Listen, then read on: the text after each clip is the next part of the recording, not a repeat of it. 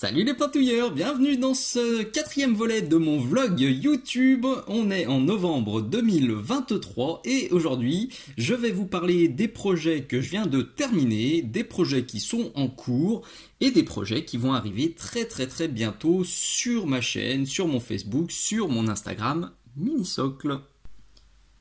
Comme vous le voyez à l'écran, j'ai pas chômé depuis la dernière vidéo du vlog qui était consacrée à l'excellentissime convention Octogone. Si vous l'avez pas encore maté, je vous encourage franchement à le faire parce que c'est un chouette petit reportage. Et puis je vous encourage encore plus à venir la prochaine fois à Octogone. C'est donc le premier week-end d'octobre de chaque année. Je me suis régalé, les jeux, le concours de peinture, les jeux de rôle, les jeux de société, les jeux pour la famille, les jeux vidéo, c'était absolument topissime. J'ai pas vu passer le week-end, j'ai déjà hâte qu'on soit à la prochaine édition. Donc pensez à jeter un petit coup d'œil au vlog 3 si vous voulez en savoir plus. Donc niveau figouze, j'ai cravaché, et niveau vidéo, j'ai cravaché de ouf aussi. En octobre, j'ai tourné 6 vidéos. En novembre, je vais en tourner encore 5. C'est vrai qu'on se rend pas forcément compte du boulot de dingue que c'est, parce que si vous n'êtes pas abonné à mon Patreon, vous voyez pas une grosse moitié, voire les 2/3 de ce que je publie, de ce que je sors, et c'est un petit peu dommage. Alors c'est pour ça que je vais vous faire au début de chaque vlog une petite parenthèse pour vous parler des vidéos sur mon Patreon. À ce jour, il y a sur mon Patreon 65 vidéos inédites, 54 vidéos qui sont exclusives, qu'on verra jamais ailleurs que sur mon Patreon, et 11 vidéos en avant-première qui, elles, arriveront dans 6, 7, 8 mois gratuitement sur YouTube.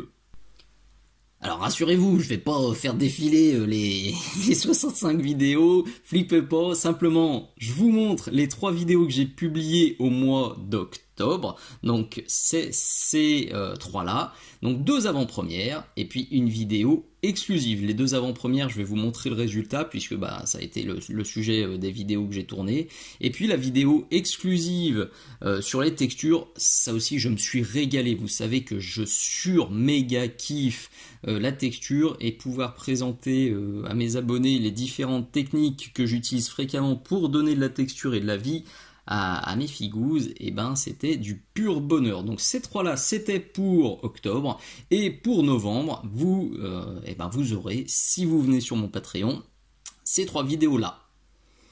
Voilà. Donc là aussi, je m'efforce chaque mois de faire un max de variété, donc 2 avant-premières, une exclusive. La vidéo exclusive, ce sont mes abonnés qui votent pour le sujet. Chaque mois, je leur propose 4 sujets, et ils votent pour leur sujet préféré. Et donc ce mois-ci, c'est mes conseils pour choisir les schémas de couleurs, et pour trouver des schémas de couleurs qui sont tout jolis, tout mignons, et qui vont cartonner sur la table de jeu ou sur la table d'exposition. Donc si vous faites le calcul, à ce jour, 65 vidéos, divisé par le prix de l'abonnement, on est entre 10 et 15 centimes la vidéo. Franchement, si vous hésitiez encore, n'hésitez pas trop, parce que c'est vraiment pas cher pour des heures et des heures de contenu, et puis c'est un soutien sympa pour les plus de 200 vidéos que j'ai déjà publiées sur mon YouTube. Ça fait même pas le prix de 2-3 pots de peinture, donc ça vaut parfois le coup de se priver d'une figurine ou de 2-3 pots de peinture ou d'un sachet de frites et de venir soutenir le boulot d'un peintre que vous appréciez. Donc cette parenthèse étant terminée, voyons ce que j'ai fini le mois dernier. Hop, hop, hop. Bon, du coup ça nettoie un petit peu. Alors il y a cette figurine là. Alors la figurine était déjà terminée, mais je vous l'avais montré dans un des précédents vlogs. J'avais le socle à faire pour tourner notamment le tuto sur le soclage post-apocalyptique, le soclage urbain. Donc j'ai fait une première partie sur la mise en place des flocages, et puis la partie sur la peinture. Moi j'aime beaucoup le résultat. Je voulais volontairement un truc très clair, très blanc, pour bien mettre en valeur la figurine qui est dessus, et franchement je trouve que le résultat est parfaitement réussi. Moi ça me plaît énormément. J'ai aussi terminé, du coup vous l'avez vu aussi sur les bannières, j'ai terminé 2 pitous pour Blitzball. J'ai pas fini le Skaven, j'avais dit que je finirais le Skaven, et non, j'ai bondi sur mon équipe d'orques noirs parce que notamment j'avais envie de tourner une nouvelle vidéo de Pimp My Mini. Pimp My Mini, c'est un format de vidéo que j'ai mis au point il y a un gros paquet d'années maintenant. J'en ai déjà fait 3 volets que vous voyez là.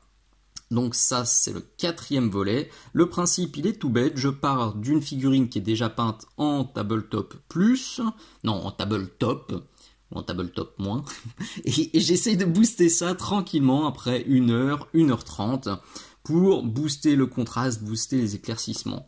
Alors celle-ci m'a fait un petit peu suer, parce que ça, c'est une figurine que j'avais achetée sur le Bon Coin avec quelques petits copains, et ben, je me suis rendu compte en commençant la vidéo.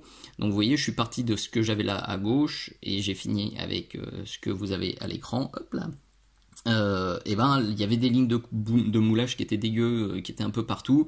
La figurine elle était super brillante parce que je pense qu'il avait méchamment, le vendeur avait méchamment chargé sur les shades et c'était pas à mon goût. Donc il y a eu du taf, mais je suis extrêmement satisfait du résultat final et extrêmement satisfait de ce Pimp My Mini numéro 4 qui est très très très utile. Je vous détaille dans cette vidéo évidemment toutes les recettes que j'ai utilisées. Et pour ceux qui se disent ouh, mais ce noir légèrement bleuté me plaît beaucoup, et ben soyez heureux parce que ça fera l'objet d'une vidéo sur mon Patreon. Je pense en décembre 2023 ou en janvier 2024. J'étais chaud patate, du coup j'ai enchaîné sur 2 autres gobelins. Donc celui-ci est quasiment terminé, j'ai plus que le socle. Alors celui-là on partait d'encore plus loin, il était pas beau. Enfin, ouais, la peinture était vraiment pas jolie. Les lignes de moulage, il y en avait de tout le tour. Donc il y a eu pas mal de boulot, mais vous voyez c'est bien rattrapé. Et puis j'ai changé un petit peu le schéma de couleur. Vous voyez j'ai rajouté du jaune. Et ça fait partie des sujets et des exemples que j'utilise pour la vidéo exclusive de ce mois-ci sur le choix des schémas de couleurs. La petite astuce pour qu'un schéma de couleur fonctionne bien, moi j'aime bien faire des petits rappels colorés. Vous voyez sur la figurine de base, on avait le t-shirt noir et le short noir. Ça faisait un gros placard noir et moi personnellement j'aime pas du tout quand il y a des grosses zones trop monochromes. Alors qu'on a des matières différentes. On a le t-shirt, on a le short qui était différent, donc on pouvait se faire plaisir, et vous voyez, l'avant-après, c'est flagrant aussi, même sans parler du niveau technique et du contraste, rien que le fait d'avoir changé la couleur du short et d'avoir rajouté la petite lune, ça donne beaucoup plus de peps à cette figurine. Il y a son petit pote qui est là, pardon, pour la caméra qui vient de prendre un jeton. Son petit pote aussi, alors celui-là, j'ai dû poncer carrément tout l'arrière de la figurine, je sais pas pourquoi le gars avait mis une énorme crotte de superglue en plein milieu du dos, alors qu'il n'y a rien à assembler, j'ai pas compris, j'ai dû poncer, j'ai dû resculpter un petit peu comme je pouvais les plis, et puis si on regarde bien, il y a une ligne de moulage là que j'ai dû poncer tout le tour, sur le haut, sur le bas, donc celui-là il va y avoir un peu de job aussi. Mais bon, je pense que c'est bien rattrapé et qu'il y a moyen de faire un truc joli maintenant aussi. Et à mon avis, c'est avec lui que je ferai le tuto sur la peinture du noir bleuté. Ou sur un autre orc. Mais quelque chose me dit que ça va être sur celui-là. Un autre projet en cours, donc que j'ai utilisé pour l'avant-première, pour une des avant-premières de novembre, et ben c'est ce Yujing Infinity, une figurine qui, à première vue, est pas compliqué, et à seconde vue, purée qu'elle est compliquée. Si vous aimez pas faire des linings, passez votre chemin, parce que là, il y en avait dans tous les sens, et ben, j'en ai un petit peu sué, je pensais la faire très vite, et c'est pas du tout le cas, j'ai pas fait très vite du tout. Mais je me suis amusé, ça me fait plaisir de repeindre du Infinity, et ça me fait plaisir de repeindre un peu de désaturé, un peu de grimdark, parce que c'est vrai que là, depuis que je fais du Blitzball, j'ai plutôt des schémas de couleurs très très très saturés, donc là, je me suis bien marré. J'ai appliqué plein de conseils que je vous donne dans cette vidéo-là, sur mes petites astuces personnelles pour peindre les pitous, et dans cette autre vidéo là notamment pour trouver un schéma de couleurs qui contraste bien et pour bien jouer sur les différentes zones primaires, sur les couleurs primaires, secondaires, tertiaires.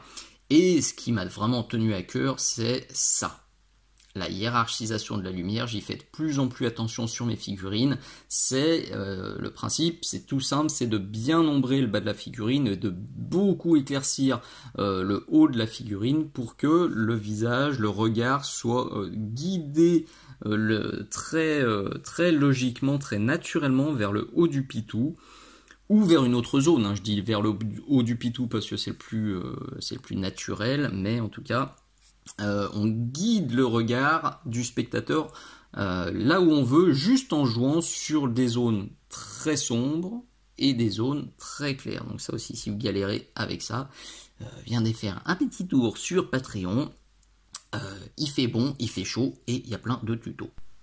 Cette figurine Infinity, ça sera pas une figurine de jeu. C'est vrai que l'Octopainting à Octogone m'a tellement donné envie de refaire quelques figurines d'expo que là je me suis fabriqué un petit socle d'expo tranquillou à base d'un socle de jeu. Ça c'est quelque chose que je vous ai expliqué dans ce tuto là, que vous retrouvez dans la playlist des socles sur mon YouTube.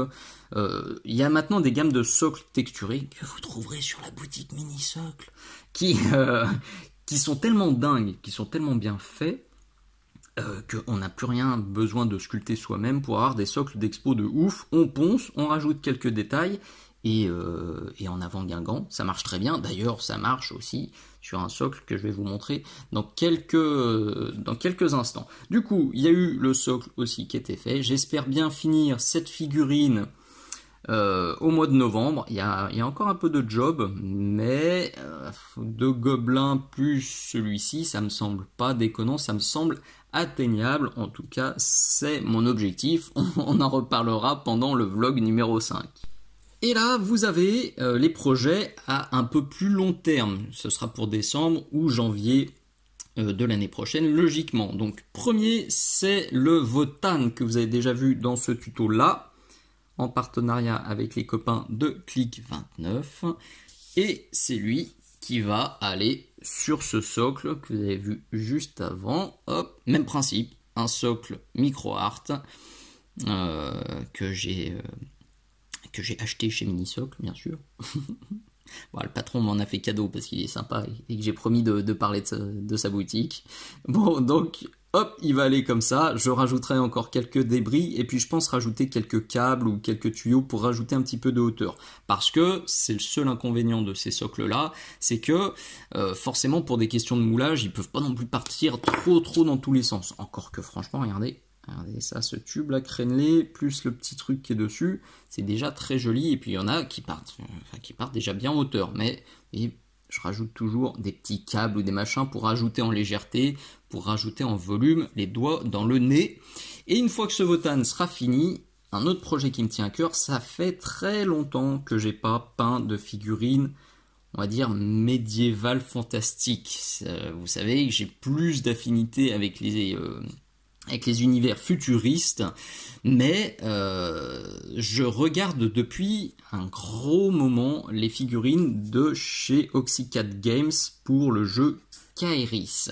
Et j'ai eu la chance de rencontrer Hugo de chez Oxycat Games qui était à Octogone. On a eu un bref moment pour discuter, trop bref, mais malheureusement c'était la fin du salon, il fallait que je speed, mais j'y retournerai avec grand plaisir. Je vous en ai parlé pendant le vlog 3, et ça m'a confirmé que leurs figurines, elles sont magnifiques, et personnellement j'ai un gros coup de cœur pour ce gros gars-là, qui est vraiment très beau. Qui est très beau, qui a beaucoup de caractère. C'est un gros steak, hein. Il y a un peu de job, mais tout me plaît, notamment alors, l'expression du gars, elle est tellement parfaite. On sent le bonhomme entre le belliqueux et le glandouilleur qui est assis sur son bouclier, enfin qui est accoudé sur son bouclier et qui attend que la journée se passe. Donc ça donne envie de faire plein de choses. Je me tâte à le peindre comme ça. Comme cette figurine de recrue avalonienne pour Alchemy que j'ai peint il y a très longtemps. J'ai envie de me faire une V2 de cette recrue en suivant le même schéma, mais pimpé, upgradé avec mon niveau de peinture actuel, avec plus de texture, avec beaucoup plus de hiérarchisation, avec plus de nuances. Je me tatouille, à voir. Je vais voir comment ça se passe. La version officielle, qui est très belle, je vous mets la photo ici. Et puis vous avez la carte qui est là. On est sur quelque chose de beaucoup plus saturé. Donc c'est ça qui serait aussi rigolo, je pense, de prendre le contre-pied et faire un truc plus dark, plus désaturé. Ça pourrait sûrement être sympatoche. Affaire à suivre. Je vous invite très chaudement aussi à suivre la page Facebook de d'Oxycat Game. Je vous mets le lien dans la description si vous voulez regarder. Et puis mater leur boutique. Il y a des figurines qui sont, donc c'est de la résine et elles sont juste magnifiques. C'est français, cocorico. Donc raison de plus de soutenir et de s'intéresser à ce jeu. J'ai fini tout ce que je voulais vous dire sur les pitous dans ce nouveau vlog. Je pense que je vais vous faire un vlog par mois. Ça me semble pas déconnant. Ça me laisse le temps d'avancer. Ça sert à rien que je vous en fasse 2 ou 3 par mois pour vous dire j'ai posé une couche de base ici et le reste j'ai rien eu le temps de faire. Non, je pense qu'une fois par mois c'est pas mal. Dites-moi dans les commentaires ce que vous en pensez. 2 fois par mois peut-être. Je sais pas. Si vraiment j'ai beaucoup de demandes pour 2 fois par mois, je le ferai. Sinon 1 fois par mois, ça me semble plutôt cool. Et juste avant de conclure, je vais vous faire une parenthèse hors pitou, hors hobby. Voilà. Regardez voir. Oui, depuis quelques mois maintenant, je chante avec mon fiston. Alors non pas que je trouve que j'ai une jolie voix, au contraire, je suis plutôt très critique sur ma voix et je déteste écouter mes vidéos là quand je fais le montage et que je débriefe les rushs là, j'ai envie de me taper et de crier pour avoir la voix de Garou. Mais ça marche pas, on dirait juste Donald Duck enroué quand je fais ça. Donc ne le faites pas à la maison. Non, j'ai pas une belle voix, mais je voulais faire un truc nouveau avec mon fils, surtout un truc avec lui. Quand on joue au pitou, on est souvent l'un contre l'autre. Et même quand on joue ensemble en mode coopératif, on est ensemble pour battre quelqu'un. Quand on fait des jeux de société, dans 99% des cas, il faut aussi battre quelqu'un. Quand on fait du sport, soit on est l'un contre l'autre, soit on est ensemble, mais là aussi pour battre quelqu'un. Même si c'est amical, attention, sans parler de compétition, de tournoi ou de machin, il y a toujours cette notion de il faut battre quelqu'un. Et j'avoue que depuis quelques temps, ça me dérange et je cherche des trucs différents à faire avec lui. Et j'ai trouvé le chant et je suis ravi, je conseille ça à tous les papas et à toutes les mamans parce que c'est un moment de partage et de joie intense. En tout cas, perso, ça nous plaît énormément. Alors j'ai trouvé les petits chanteurs de Saverne, parce que j'habite Saverne et parce qu'ils font régulièrement des concerts. Et l'été dernier, on allait assister à un de leurs concerts et je me suis régalé et notamment j'ai pleuré comme une madeleine. Je suis un peu sensible comme mec, rien que d'en parler ça me met les poils. Ils ont chanté La Tendresse et c'est une chanson, si vous la connaissez pas, je vous la mets dans la description là. C'est une chanson qui est juste magnifique et chantée par des enfants. Waouh, je me suis dit mais c'est ça que j'ai envie de faire avec lui. J'en ai parlé, le concert lui avait aussi énormément plu. Il a 7 ans et l'âge pour rentrer dans ce chœur c'était 7 ans. Je me suis dit ok, il va faire ça tout seul, puis voilà, ça sera déjà très bien pour lui, je l'accompagnerai. Et en fait non, en parlant avec la chef de chœur, avec la présidente, elles ont dit non mais on cherche des hommes parce qu'il y a de moins en moins d'hommes qui chantent. On a besoin de basse et de ténor. Alors je suis pas ténor, mais je suis basse. Je chante pas bien, mais bien pris en charge et caché dans la masse, franchement, ça fait le job. Et on se régale, on chante ensemble, on répète ensemble, il me montre ce qu'il a appris, je lui montre ce que j'ai appris, on fait des mini-spectacles dans le salon avec ma chérie et sa petite sœur. La petite sœur de mon fils, hein. Enfin ma fille quoi. Et franchement c'est trop bien. Si vous cherchez une activité à faire avec vos enfants, qui change un peu de l'ordinaire, chantez. Même si vous chantez pas bien, je vous jure, je chante pas bien. Vraiment, je chante pas bien. Je sais pas lire la musique, je fais tout en par cœur. C'est-à-dire que, voilà, la chef de chœur était cool aussi, les morceaux où je galère, elle me les a enregistrés et je les chante en pliant des paquets ou en faisant du montage vidéo. Enfin, franchement, heureusement qu'il n'y a pas une caméra pour voir ce que je fais à l'atelier parce que on va me prendre pour un zinzin. Et même quand je chante la fenêtre grande ouverte, des fois je dis non mais attends, arrête de déconner, c'est pas The Voice ici. Mais c'est du bonheur en fait, je suis juste heureux de chanter. Et je suis encore plus heureux de faire ça avec lui. Donc les papas, les mamans qui m'entendent, eh ben si vous avez l'occasion de pouvoir le faire, faites-le. Les papas, je sais que y en a, j'en ai parlé avec beaucoup de papas, d'autres copains et de pousseurs de pitou, ils nous disent non non, moi je chanterai pas, ça m'intéresse pas machin. Mais franchement, eh ben il faut parfois oser se lancer. Au début, c'est pas bon, avec moi, à la fin, c'est pas bon non plus. Mais c'est quand même moins mauvais. Bref, tout ça pour dire du coup qu'on fera deux concerts cette fin d'année.